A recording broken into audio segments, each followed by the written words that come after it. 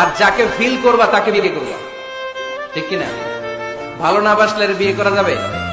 কথা বলেন না কেন? বিষ্ণু ইসা ইসলাম বলেছেন, যে যাকে বিয়ে করবে সেজন্য তার এমন কিছু দেখে নেয় যেটা দেখার ফলে তার প্রতি তার ভালোবাসা সৃষ্টি হয়। এটা সুন্নাত।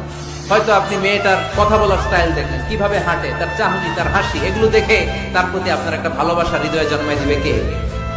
ভালোবাসা না জন্মালে বিয়ে করতে পারবেন? কথা বলেন না কেন? আব্বা আম্মাকে ধরে নিয়ে আসছে, তারপরে কবুল বলা যাবে? এগুলোর জন্য এদেশে ডিভোর্সের রেট আছে। ছেলে মেয়েদেরকে ওপেনলি একে অপরের সাথে দেখা করার সুযোগ করে দেয় না। বিয়ের আগে মুরব্বীদের সুপারভিশনে কথা বলা, দেখার সুযোগ করে দিবে। যখন পূর্ণাঙ্গ ভাবে দেখা দেখি হয়ে যাবে, আল্লাহর উপর তাওয়াক্কুল করে কবুল বলে ফেলতে হবে, ঠিক কিনা? আল্লাহর হাবিব বললেন, চার জিনিস থেকে পানাহ না আছে আমার কোন উম্মত যেন সালাম না ফিরায়। তারা যেন পড়ে, আল্লাহুম্মা ইন্নী আউযু বিকা মিন আযাবিল কবর, আউযু বিকা মিন আযাবি জাহান্নাম, আউযু বিকা মিন ফিতনাতিল মাহইয়া ওয়াল মামাত, আউযু বিকা মিন ফিতনাতিল মাসিহিদ দাজ্জাল। আল্লাহ কবরের আযাব থেকে বাঁচাও, আল্লাহ জাহান্নামের আগুন থেকে বাঁচাও, আল্লাহ জীবন মরণের ফিতনা থেকে বাঁচাও, আল্লাহ দাজ্জালের ফিতনা থেকে বাঁচাও। চিল্লায় পড়েন আমিন। কবুল হয় না কেন?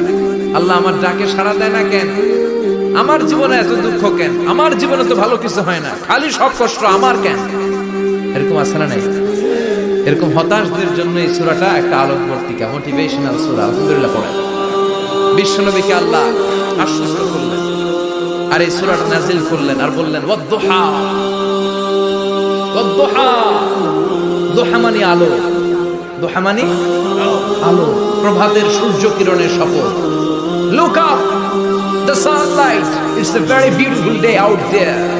নবী হতাশ হবেন না, বেরোন, সকালের সূর্যটা কত সুন্দর, কি ঝলঝলে পৃথিবী, ফকফকে আর তকতকে, দেখলেই মনটা ভরে যায়, ঠিক কি না? দুহা, দুহা মানে আলো, আশার আলো, সম্ভাবনার আলো। আমাদের জীবনে আলোর দরকার আছে না নাই?